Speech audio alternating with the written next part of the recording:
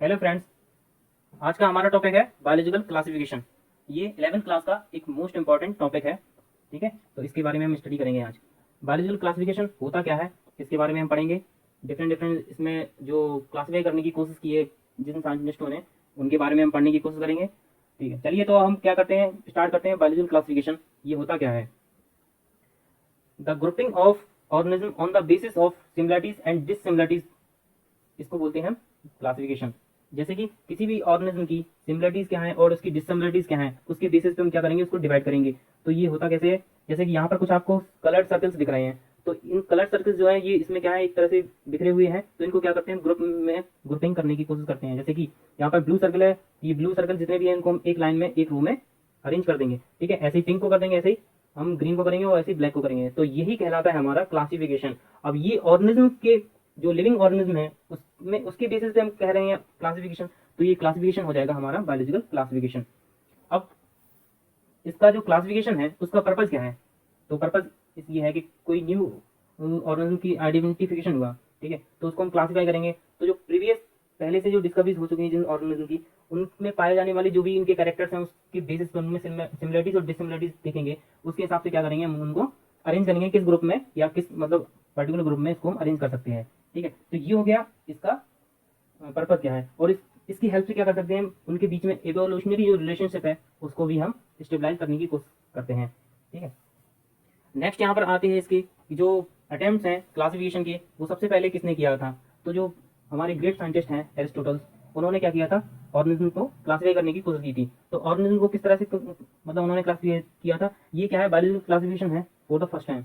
उन्होंने क्या किया था, कुछ मॉर्फोलॉजिकल कैरेक्टर्स और हैबिटेट की बेसिस पे क्या किया था, ऑर्गेनिज्म को क्लासिफाई किया था। तो उन्होंने एक क्लासिफिकेशन दिया था, इसको बोलते हैं टू किंगडम क्लासिफिकेशन। ये क्लासिफिकेशन किस तरह का था, इसमें उन्होंने क्या किया था, ऑर्गेनिज्म को प्लांट्स और एनिमल्स में डिवाइड किया था। अब प्लांट्स में किस तरह से उनकी जो हाइट है प्लांट की, उसके हिसाब से उन्होंने डिवाइड किया था। किस तरह से? जैसे कि ट्री हो गया, सबसे टॉल क्या होता है, ट्री होता है। जो सबसे किसी भी फॉरेस्ट में जाते हैं तो उसमें जो सबसे बड़े बड़े जो प्लांट्स होते हैं वो क्या होते हैं, ट्रीज होते हैं। और ट्री से जो छोटी मतलब कैटेगरी आती है उसको श्रब बोलते हैं। और वो सबसे छोटी छोटी जो प्लांट्स होते हैं जो उसकी बॉटम ऑफ द फॉरेस्ट पाए जाते हैं उनको बोलते हैं हाउस।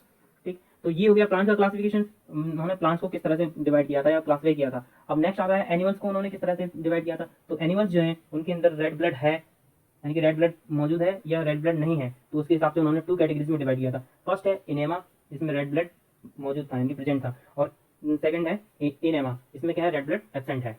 ठीक है, अब नेक्स्ट जो क्लासिफिकेशन का अटेम्प्ट किया गया था वो था कैरोलस लीनियस के द्वारा। अब ये क्या है, कैरोलस लीनियस ने क्या किया था, टू किंगडम क्लासिफिकेशन दिया था, इसमें प्लांट्स और एनिमल्स में डिवाइड किया था। ये क्या है, एक साइंटिफिक क्लासिफिकेशन था। इसमें क्या किया था, इन्होंने एनिमल्स को और प्लांट्स को डिवाइड किया था। अब इस क्लासिफिकेशन के कुछ ड्रॉबैक्स थे, तो ये ड्रॉबैक्स क्या क्या थे, इन्होंने प्रोकैरियोटिक सेल्स और यूकैरियोटिक सेल्स को क्या जो वाले ऑर्गेनिज्म है उनको क्या किया था, सेम ग्रुप में रख दिया था। जैसे कि यहाँ पर प्रोकैरियोटिक बैक्टीरिया है और साइनोबैक्टीरिया क्या है, इनको एक ही किंगडम में यानी कि प्लांट किंगडम में रख दिया था। अब प्रोकैरियोटिक क्या होता है, प्रोकैरियोटिक में क्या होता है, प्रोकैरियोटिक सेल्स होती है उनमें न्यूक्लियस एब्सेंट होता है। और यूकैरियोटिक में क्या होता है कि जो न्यूक्लियस होता है वो प्रेजेंट होता है। न्यूक्लियस प्रेजेंट मतलब क्या होता है, न्यूक्लियर वॉल जो है वो एब्सेंट होती है प्रोकैरियोटिक में, और न्यूक्लियर वॉल प्रेजेंट होती है यूकैरियोटिक में। ठीक है, चलिए नेक्स्ट यहाँ पर आता है हेटेरोट्रॉप्स। और ऑटोट्रॉप्स को क्या किया था, उन्होंने सेम ग्रुप में रख दिया था। हेटेरोट्रॉप्स क्या होते हैं, हेटेरोट्रॉप्स होते हैं एक न्यूट्रिशन का मोड है ये, जिसमें क्या होता है, जो प्लांट्स या फिर कोई भी ऑर्गेनिज्म है वो क्या होते हैं, अपना जो फूड का सिंथेसिस है वो खुद से नहीं कर सकते। ठीक है, खुद से सिंथेसिस नहीं कर सकते, इसलिए उनको हेटेरोट्रॉप्स बोला है। इसमें आता है फंजाई। और ऑटोट्रॉप्स क्या होते हैं, जो ऐसे प्लांट्स या मतलब ऑर्गेनिज्म जो क्या कर सकते हैं, फूड का सिंथेसिस कर सकते हैं। ठीक है, उनको बोलते हैं ऑटोट्रॉप्स। तो जो लीनियस थे उनकी जो क्लासिफिकेशन है उसमें हेटेरोट्रॉप्स और ऑटोट्रॉप्स को सेम कैटेगरी में रख दिया था। इनको अलग अलग डिफरेंट डिफरेंट कैटेगरीज में नहीं रखा गया था, यानी कि डिफरेंट डिफरेंट ग्रुप में नहीं रखा गया था, इसलिए ये भी उनका एक ड्रॉबैक था। अब नेक्स्ट यहाँ पर आता है इनका ये ड्रॉबैक है, उन्होंने क्या किया था, यूनिसेलुलर और मल्टीसेलुलर ऑर्गेनिज्म जो है उनको एक ही ग्रुप में रख दिया था। जैसे कि प्रोटोजोआ क्या है, यूनिसेलुलर ऑर्गेनिज्म में, और उसको क्या किया था उन्होंने, एनिमल किंगडम में रख दिया गया था। जो हायर प्लांट्स होते हैं, हायर जो हायर ऑर्गेनिज्म होते हैं उनके अंदर जो मल्टी सेलुलर ऑर्गेनिज्म होते हैं उनको साथ में एक साथ रख दिया था। और यूनिसेलुलर और मल्टी सेलुलर को डिफरेंट डिफरेंट कैटेगरीज में या डिफरेंट डिफरेंट ग्रुप्स में नहीं रखा गया था, इसलिए ये भी इनका क्या है, एक ड्रॉबैक था। कुछ ऐसे भी ऑर्गेनिज्म थे और ऑर्गेनिज्म थे जिनके अंदर प्लांट्स और एनिमल्स की तरह दोनों ही की तरह ही क्या कैरेक्टर्स मौजूद थे। जैसे कि यूग्लिना, इसको क्या किया था, एक प्रॉपर ग्रुप में नहीं रखा गया था। ठीक है, तो ये क्या था, उनके ड्रॉबैक्स थे, लीनियस के टू किंगडम क्लासिफिकेशन के ड्रॉबैक्स थे। नेक्स्ट आता है जो अर्नेस्ट हैकल के द्वारा अटेम्प्ट किया गया था, ये 3 किंगडम क्लासिफिकेशन था। इसमें क्या था, प्रोटिस्टा, प्लांटी और एनिमलिया में किसी भी ऑर्गेनिज्म को डिवाइड किया गया था। ये अर्नेस्ट हैकल के द्वारा मतलब ये क्लासिफिकेशन दिया गया था। तो अर्नेस्ट हैकल जो थे उनके क्लासिफिकेशन के कुछ ड्रॉबैक्स थे। ये ड्रॉबैक्स क्या क्या थे, इन्होंने क्या किया था, कंट्रास्टिंग कैरेक्टर्स वाले जो ऑर्गेनिज्म है उनकी डिफरेंट डिफरेंट कैरेक्टर्स की, मतलब किसी कैरेक्टर की डिफरेंट डिफरेंट फॉर्म जो होते हैं उनको क्या किया था, एक ही सेम ग्रुप में क्या रख दिया गया था। जैसे कि इसमें क्या था, वॉल्ड और वॉललेस ऑर्गेनिज्म, यानी कि जिसमें सेल वॉल प्रेजेंट है और जिसमें सेल वॉल एब्सेंट है, उन ऑर्गेनिज्म को भी सेम ग्रुप में ही रख दिया गया था। इसमें फोटोसिंथेटिक और नॉन फोटोसिंथेटिक ऑर्गेनिज्म को भी सेम ग्रुप में ही रख दिया गया था। ठीक है, यूनिसेलुलर फिलामेंटस और माइसिलियल ऑर्गेनिज्म को भी उन्होंने सेम ग्रुप में रख दिया था। नेक्स्ट जो क्लासिफिकेशन का अटेम्प्ट है वो किसका है, वो है हर्बर्ट एफ कोपलैंड का। इन्होंने क्या किया था, 4 किंगडम क्लासिफिकेशन दिया था। इसमें क्या उन्होंने ऑर्गेनिज्म को मोनेरा, प्रोटिस्टा, प्लांटी, एनिमलिया में डिवाइड किया था। अब इस ये जो 4 किंगडम क्लासिफिकेशन था इसका भी एक ड्रॉबैक था। इन्होंने क्या किया था, फंजाई जो है ना उसको प्लांट किंगडम में ही रखा रहने दिया था। प्लांट किंगडम में बेसिकली जो ऑर्गेनिज्म आते हैं वो क्या होते हैं, ऑटोट्रॉफिक होते हैं, बट फंजाई जो है हेटरोट्रॉफिक है, तो इसलिए ये उनका ड्रॉबैक था। तो इसको भी क्या मतलब एक्सेप्ट नहीं किया गया था। नेक्स्ट जो क्लासिफिकेशन का अटेम्प्ट है वो आर एच विट्टिगर के द्वारा किया गया था। ये 5 किंगडम क्लासिफिकेशन था, ये आर एच विट्टिगर के द्वारा था। इसमें किसी भी ऑर्गेनिज्म को 5 कैटेगरीज में डिवाइड किया गया था। कौन कौन से, मोनेरा, प्रोटिस्टा, फंजाई, प्लांटी और एनिमलिया, इन 5 किंगडम्स में डिवाइड किया गया था। और ये क्या है, वेल एक्सेप्टेड क्या था, क्लासिफिकेशन था किसी भी ऑर्गेनिज्म का। तो इस क्लासिफिकेशन के बेसिस क्या थे, किस तरह से इन्होंने क्लासिफाई किया था उसको, कौन कौन से इन्होंने कैरेक्टर्स लिए थे उसको हम देखते हैं। तो ये इस आर एच विटिकर ने 5 कैरेक्टर्स को क्या कंसीडर किया था। सबसे पहले complexity of cell structure. Complexity क्या है, इसमें कोई भी ऑर्गेनिज्म प्रोकैरियोटिक है, यूकैरियोटिक है, उसके बेसिस पे इन्होंने क्या किया था, डिफरेंट डिफरेंट कैटेगरीज में या डिफरेंट डिफरेंट ग्रुप में क्या किया, ऑर्गेनिज्म को क्लासिफाई किया था। कॉम्प्लेक्सिटी ऑफ बॉडी स्ट्रक्चर, तो बॉडी स्ट्रक्चर में क्या होते हैं, यूनिसेलुलर और मल्टीसेलुलर ऑर्गेनिज्म को क्या किया था, डिफरेंट डिफरेंट कैटेगरीज में या ग्रुप्स में डिवाइड किया था। और मोड ऑफ न्यूट्रिशन के हिसाब से, जैसे कि कोई ऑर्गेनिज्म ऑटोट्रॉफिक है या हेटरोट्रॉफिक है, उसके बेसिस पे भी इन्होंने क्या किया था, क्लासिफाई किया था। और नेक्स्ट आता है टाइप ऑफ रिप्रोडक्शन। इसमें कोई भी ऑर्गेनिज्म एसेक्सुअल है और या सेक्सुअल ऑर्गेनिज्म है या सेक्सुअल मोड ऑफ रिप्रोडक्शन है उसका, तो उसके हिसाब से भी इन्होंने क्या किया था, डिफरेंट डिफरेंट कैटेगरीज में उसको क्लासिफाई किया था। नेक्स्ट एंड मोस्ट इंपॉर्टेंट इसमें आता है फाइलोजेनेटिक रिलेशनशिप्स। फाइलोजेनेटिक रिलेशनशिप्स में क्या होते हैं, जो इवोल्यूशनरी रिलेशनशिप्स हैं, तो उसको कंसीडर भी इन्होंने इसी में किया था। यानी कि ये क्या थे, उनके कैरेक्टर्स थे जिसको उन्होंने अपने क्लासिफिकेशन के उसमें कंसीडर किया था। नेक्स्ट है कार्ल वुज। कार्ल वुज जो आते हैं उन्होंने 6 किंगडम क्लासिफिकेशन किया था। अब 6 किंगडम क्लासिफिकेशन क्या है, उसमें उन्होंने 3 मेन डोमेन्स में इसको क्लासिफाई किया था। पहला आर्किया, दूसरा बैक्टीरिया, तीसरा यूकैरिया। तो ये डोमेन्स थे। अब इसमें क्या है, इसमें आर्किया में क्या आते हैं, आर्की बैक्टीरिया आते हैं, बैक्टीरिया में क्या आते हैं, यू बैक्टीरिया आते हैं, और यूकैरिया में आते हैं प्रोटिस्टा, फंजाई, प्लांटी और एनिमलिया। तो ये 6 किंगडम क्लासिफिकेशन था कार्ल वुज के द्वारा। तो हम पढ़ते हैं मोनेरा के बारे में। तो मोनेरा क्या है, मोनेरा है बैक्टीरिया है, बैक्टीरिया मोनरा, तो बैक्टीरिया इसके में मोनरा में क्या होते हैं, बैक्टीरिया क्या होते हैं, सोल मेंबर्स होते हैं। यानी कि बैक्टीरिया के जो बैक्टीरिया क्या होते हैं, मोनरा जो किंगडम है उसके सबसे इंपॉर्टेंट मेंबर्स हैं। इसमें मोनरा के जो कैरेक्टर्स क्या होते हैं, monera include the most primitive form of life. Most primitive form of life होती है इसमें, और which originate from the primitive form of the organism, जो कि प्रोजीनोइड्स होते हैं, प्रोजीनोट्स होते हैं, उससे ये क्या है, primitive form of life originate हुआ है। प्रोकैरियोटिक होते हैं मोस्टली, और उनके क्या होते हैं, prokaryotic mostly single celled with few colonial form.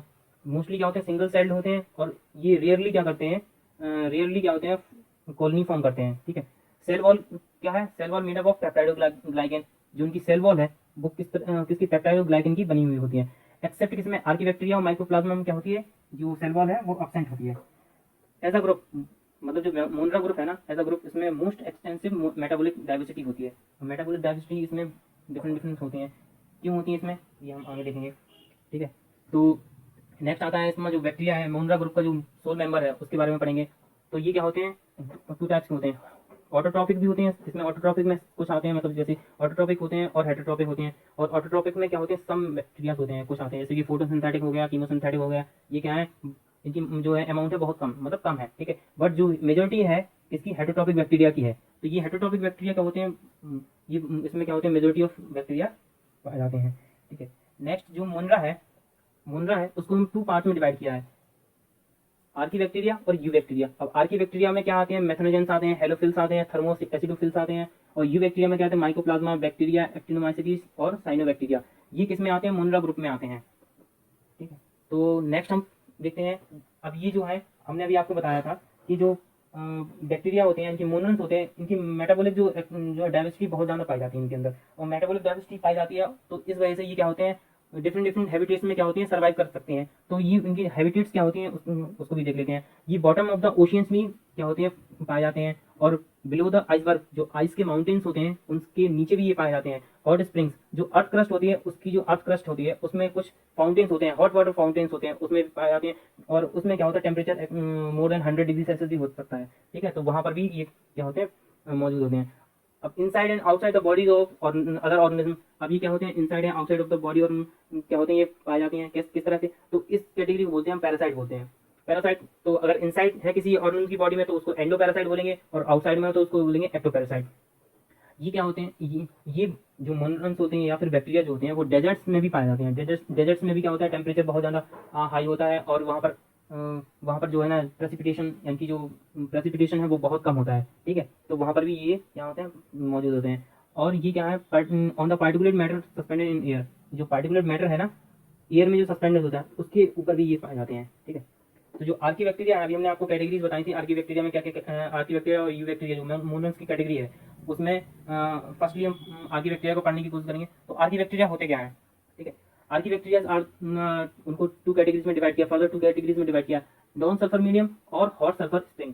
ठीक है, तो जो नॉन सल्फर मीडियम है तो उसमें उसमें कौन कौन से ऑर्गेनिज्म आते हैं, जैसे कि मेथनोजेंस हो गए, जो मेथेन गैस होती है उसको क्या करते हैं, प्रोड्यूस करते हैं, मेथनोजेंस बोलते हैं। ये ऑब्लिगेट एनारोब्स होते हैं।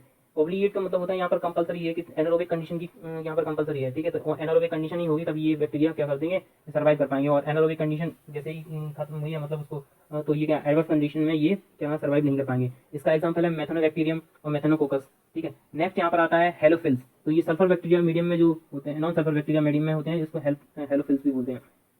ये क्या होते हैं, फैकल्टेटिव एनारोब्स होते हैं। ये फैकल्टेटिव एनारोब्स का मतलब होता है यहाँ पर ये अब यहाँ पर क्या है, ये इसमें जो मीडियम है या जो एनारोबिक कंडीशन है उसमें तो सर्वाइव करेंगे ही, और साथ अगर ये एडवर्स कंडीशन यानी कि एरोबिक कंडीशन भी आ गई तो उसमें भी सर्वाइव कर सकते हैं, जैसे कि हेलो बैक्टीरियम है, हेलो कोकस है, इसमें एग्जांपल इसमें आते हैं। ठीक है, नेक्स्ट आता है इसमें हॉट सल्फर स्प्रिंग। तो ऐसे आर्की बैक्टीरिया है ये, इसमें क्या है, ये हॉट सल्फर स्प्रिंग में ये मौजूद होंगे। इसमें इसका एग्जांपल, इसका जो भी मेंबर्स हैं वो है थर्मो एसिडोफिल्स। थर्मो से होता है हीट, तो एसिडोफिल्स मतलब होता है ये थर्मो एसिडोफिल्स हैं, यानी कि ये बहुत जो हॉट जो टेम्परेचर है यानी कि ये एक्सट्रीम टेम्परेचर है उसमें भी सर्वाइव कर सकते हैं। ये फैकल्टेटिव एनारोब्स होते हैं, यानी कि यहाँ पर जो कंडीशन है एनारोबिक कंडीशन है उसमें भी ये सर्वाइव करेंगे, और एरोबिक कंडीशन भी आ जाएगी अगर तब भी ये सर्वाइव करेंगे। तो इसका एग्जांपल है थर्मोप्लाज्मा और थर्मोप्रोटियस।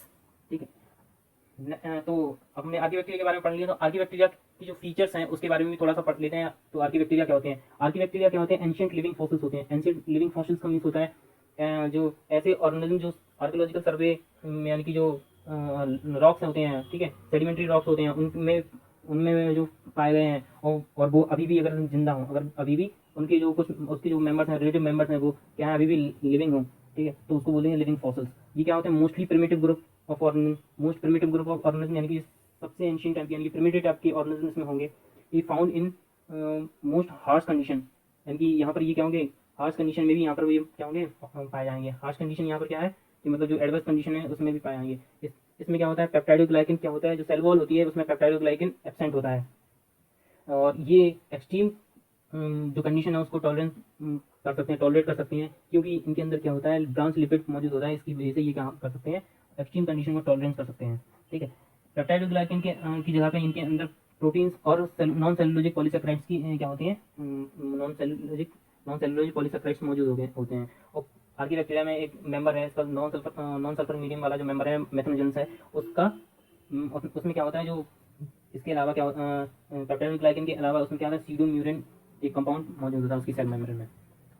नेक्स्ट यहाँ पर आता है जो प्रोकैरियोटिक सेल्स होती हैं, प्रोकैरियोटिक ऑर्गेनिज्म होते हैं, उनके अंदर यूकैरियोटिक सेल्स की तरह ही क्या है, उसके अंदर सिमिलरिटीज होती हैं, जैसे कि हिस्टोन प्रोटीन प्रेजेंट होता है इसमें। हिस्टोन प्रोटीन होता क्या है, हिस्टोन प्रोटीन की जो डीएनए की जो पैकेजिंग होती है उसमें हेल्प करने वाला एक प्रोटीन होता है, जो कि डीएनए की पैकेजिंग में क्या होता है, हेल्पफुल होता है। तो हिस्टोन प्रोटीन प्रेजेंट होगा इसमें। अब डीएनए जो है, डीएनए यानी कि जो जेनेटिक मटेरियल है डीएनए, उसका रेप्लिकेशन होगा उसमें, यानी कि डीएनए यहाँ पर डीएनए क्या होगा, वहाँ पर रेप्लिकेट होगा। ठीक है। ट्रांसक्रिप्शन भी होता है इसमें। ट्रांसक्रिप्शन मीन्स होता है जो डीएनए है, डीएनए से एमआरएनए बनना यानी कि आरएनए बनना, इसको बोलते हैं ट्रांसक्रिप्शन। और ट्रांसक्रिप्शन के बाद अगर ट्रांसलेशन भी मौजूद हो इसमें, तो ट्रांसलेशन में क्या आता है, जो एमआरएनए या आरएनए है, आरएनए से प्रोटीन की फॉर्मेशन को क्या बोलते हैं, ट्रांसलेशन।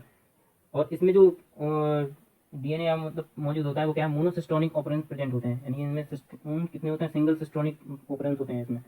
नेक्स्ट इसमें आता है यू बैक्टीरिया। तो यू बैक्टीरिया क्या होते हैं, ये ओमनी प्रेजेंट होते हैं। ओमनी प्रेजेंट मतलब हर जगह मौजूद होंगे ये, ठीक है। और ये क्या होते हैं, यूनिसेलुलर होते हैं विद वेरिएबल शेप्स। अब इनमें क्या होता है, उनके शेप्स जो है वो डिफरेंट डिफरेंट शेप्स के इसमें होंगे, मौजूद होंगे। मोस्टली पैथोजेनिक होते हैं और ये क्या होंगे, मोस्टली क्या होंगे, डिजीज कॉजिंग ऑर्गेनिज्म होंगे ये, ठीक है। नेक्स्ट हमारे इसमें आते हैं, अब जो यू बैक्टीरिया है उनको हमने डिफरेंट डिफरेंट कैटेगरीज में डिवाइड किया है। और ये डिफरेंट कैटेगरीज में किसकी बेसिस पर डिवाइड किया है, on the basis of shapes. उनकी जो उनमें जो शेप जो मौजूद है उसके हिसाब से हमने इनको डिवाइड किया है। तो शेप्स के हिसाब से जो भी बैक्टीरिया में डिवाइड किया है, बैक्टीरिया को डिवाइड किया है, यू बैक्टीरिया को, वो कुछ इस तरह इस टाइप के हैं। एक पहला है कोकस। तो कोकस क्या है, इसमें सेल्स जो है ना स्फेरिकल होंगी, ठीक है। तो इसका एग्जांपल है डिप्लोकोकस निमोनिया, ठीक है। तो ये कोकस है, स्फेरिकल शेप होंगी इसमें, तो इसमें डिप्लोकोकस निमोनिया आएगा। बैसिलस क्या होंगी, रॉड लाइक होंगी, इसमें लैक्टोबैसिलस है, इसमें रॉड लाइक सेल्स होंगी उसकी। बाइब्रो है, बाइब्रो में क्या है, कॉमा शेप्ड है, यानी कि बाइब्रो कॉलरा जो है ना इसका एग्जांपल है, इसमें कॉमा शेप्ड क्या होंगी, सेल मौजूद होंगी इसमें। अब नेक्स्ट आता है इसमें स्पाइरलम। तो इसमें क्या होंगी, सेल्स जो होंगी स्पाइरल शेप्ड होंगी, स्पाइरल की फॉर्म में होंगी, कुछ इस प्रकार क्या होंगी, इसकी स्पाइरल फॉर्म में इसकी सेल्स प्रेजेंट होंगी। तो ये क्या होते हैं, इसके बेसिस पे होते हैं, शेप के बेसिस पे हमने यू बैक्टीरिया को डिफरेंट कैटेगरीज में डिवाइड किया गया है, ठीक है। नेक्स्ट आता है हम इसमें फ्लैजेला, यानी कि मूवमेंट जो होता है, मूवमेंट में जो हेल्प करता है ऑर्गेनिज्म को। तो फ्लैजेला के बेसिस पे हमने क्या किया, हमने इसको डिफरेंट डिफरेंट कैटेगरीज में डिवाइड किया है। जैसे कि on the basis of presence and absence of flagella. तो ये क्या होती है, बेसिस में बेस किसको माना हमने, फ्लैजेला को, यानी कि मूवमेंट में जो हेल्प करता है उसको माना है यहाँ पर। तो पहला है ए ट्राइकस। ए ट्राइकस क्या है, इसमें नो फ्लैजेला, इसमें क्या है, फ्लैजेला एब्सेंट है। जो बैक्टीरिया है उसकी मतलब जो सेल में फ्लैजेला एब्सेंट है, तो उसको बोले ए ट्राइकस। तो नेक्स्ट है इसमें मोनोट्राइकस। तो मोनोट्राइकस क्या है, मोनोट्राइकस में है कि इसमें सिंगल फ्लैजेला मौजूद है। सिंगल फ्लैजेला यानी कि सिंगल फ्लैजेला कुछ इस टाइप से सिंगल फ्लैजेला प्रेजेंट है, तो इसको बोलेंगे मोनोट्राइकस। नेक्स्ट है यहाँ पर एम्फीट्राइकस। तो एम्फीट्राइकस का मीन्स यहाँ पर होता है कि जो फ्लैजेला है वो ऑर्गेनिज्म की, यानी कि बैक्टीरिया की दोनों ही साइड में होंगे, यानी कि क्या होंगे, मतलब दोनों साइड में, दोनों ही मतलब एंड पे होंगे, कुछ इस प्रकार, इसको बोलेंगे एम्फीट्राइकस। और नेक्स्ट आता है यहाँ पर लोफोट्राइकस। तो यहाँ पर क्या होगा, ग्रुप ऑफ फ्लैजेला होगा। ग्रुप ऑफ फ्लैजेला मीन्स होता है यहाँ पर more than one flagella present होंगे, कहाँ पर, किसी एक एंड पर मौजूद होंगे, तो इसको बोलेंगे लोफोट्राइकस। नेक्स्ट आता है सेफेलोट्राइकस। तो सेफेलोट्राइकस क्या होता है, सेफेलोट्राइकस में होता है कि जो more than one flagella present होंगे बोथ एंड पर, तो कुछ इस टाइप से मतलब फ्लैजेला मौजूद होंगे, कहाँ पर, दोनों ही एंड पर मौजूद होंगे। नेक्स्ट है पेरिट्राइकस। तो पेरिट्राइकस क्या है, जो बैक्टीरियम है, उस बैक्टीरियम है यानी कि ऑर्गेनिज्म है, उसकी जो पेरीमीटर है यानी कि पूरी बॉडी पर, होल बॉडी पर क्या होंगे, फ्लैजेला ओरिजिनेट होंगे। तो फ्लैजेला निकले हुए नहीं, तो पूरी बॉडी पर फ्लैजेला होंगे, तो उसको बोलेंगे पेरिट्राइकस। अब नेक्स्ट आता है इसमें बैक्टीरिया जो है ना, उसमें क्या, जो रिप्रोडक्शन की जो कैपेबिलिटी है, तो रिप्रोडक्शन की कैपेबिलिटी है वो किस टाइप की है, तो यहाँ पर उसको भी हम देखेंगे। तो बैक्टीरिया जो है वो reproduce mainly by the fission. Fission क्या होता है कि जो बॉडी है वो टू इक्वल हाफ में डिवाइड हो जाती है, टू इक्वल हाफ में डिवाइड होगी, यानी कि बॉडी जो है वो टू पार्ट्स में डिवाइड हो जाएगी, उसको बोलेंगे फिजन, ठीक है। और ये क्या है, अनफेवरेबल कंडीशन में भी के टाइम पर ये क्या करते हैं, स्पोर्स का फॉर्मेशन करते हैं, तो इसको बोलते हैं अनफेवरेबल कंडीशन में स्पोर्स का फॉर्मेशन करेंगे। तो अनफेवरेबल कंडीशन को ओवरकम करने के लिए स्पोर्स का फॉर्मेशन कर लेंगे, ठीक है। तो ये है ई सेक्सुअल रिप्रोडक्शन हो गया किसमें, बैक्टीरियम में। अब आज हम इसके बारे में, जो सेक्सुअल रिप्रोडक्शन है बैक्टीरियम में, ये रेयरली होता है, ठीक है। तो ये किस तरह का होता है, इसमें जो प्रिमिटिव टाइप से होता है, ये इसमें क्या होता है, वन बैक्टीरियम से अनदर बैक्टीरियम में क्या होता है, डीएनए का ट्रांसफर होता है, ठीक है। तो ये होता है सेक्सुअल रिप्रोडक्शन में। अब जो यू बैक्टीरियम है, इसके बारे में मैंने आपको बताया था कि इसमें इसके जो मेंबर्स हैं उसमें एक ऑर्गेनिज्म आता है, इसके अंदर सेल वॉल एब्सेंट होता है, तो ये जो है माइकोप्लाज्मा। तो माइकोप्लाज्मा ऐसा ऑर्गेनिज्म है, ये स्मॉलेस्ट लिविंग ऑर्गेनिज्म है, और इसके अंदर क्या है, सेल वॉल एब्सेंट होती है। ये सर्वाइव कर सकता है विदाउट ऑक्सीजन, विदाउट ऑक्सीजन के भी ये सर्वाइव कर सकता है, यानी कि ये इसको बोल देंगे फैकल्टेटिव एरोब्स है, ठीक है। एरोबिक कंडीशन में भी ये रह सकता है, या एनारोबिक कंडीशन में भी रह सकता है। और इसके जो माइकोप्लाज्मा के और जो मेंबर्स हैं वो क्या होंगे, मोस्टली पैथोजेनिक होंगे। तो माइक्रोप्लाज्मा के जो मेंबर्स होंगे पैथोजेनिक यानी कि डिजीज कॉजिंग ऑर्गेनिज्म होंगे, ये मोस्टली डिजीज कॉजिंग ऑर्गेनिज्म होंगे और स्मॉलेस्ट ऑर्गेनिज्म होते हैं, ठीक है। तो यहाँ पर हमारा जो फर्स्ट जो पार्ट है किसका, बायोलॉजिकल क्लासिफिकेशन का, इसमें हमने फर्स्ट किंगडम पढ़ लिया है, इसको बोलेंगे, जिसको मुनरा बोलते हैं। तो मुनरा हमारा यहाँ पर फिनिश हो गया है। अब नेक्स्ट में हम इसके बाद, मुनरा के बाद हम नेक्स्ट जो पार्ट है प्रोटिस्टा, उसको कंप्लीट करेंगे। नेक्स्ट पार्ट ऑफ वीडियो के नेक्स्ट पार्ट में हम उसको कंप्लीट करेंगे। Thank you.